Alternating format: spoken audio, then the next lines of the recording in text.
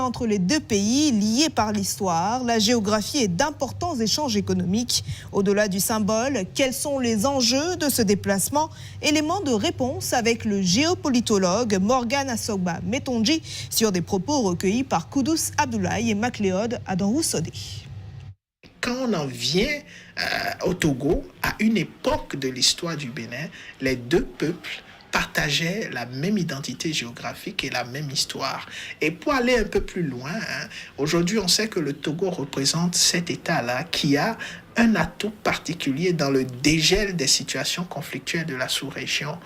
À l'époque où on parlait encore de l'AES qui était crampé vis-à-vis de la CEDEAO, s'il y avait un État qui arrivait à communiquer avec les deux parties, c'était bel et bien le Togo. Donc il est clair aujourd'hui que le Togo est un outil ou un acteur indispensable pour l'ambition diplomatique du Bénin, mais surtout aussi pour les aspects économiques et sécuritaires de l'État dont nous faisons naturellement partie. Sur le plan économique, vous vous rendrez compte que lorsque l'économie du Bénin va mal, en d'autres termes, l'économie du Togo ne va pas forcément mieux.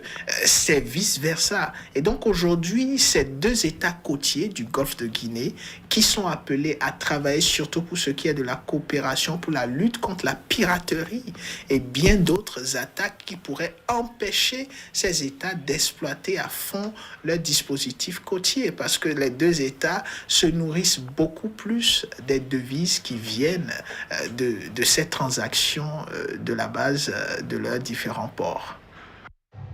Restons dans le registre institutionnel, mais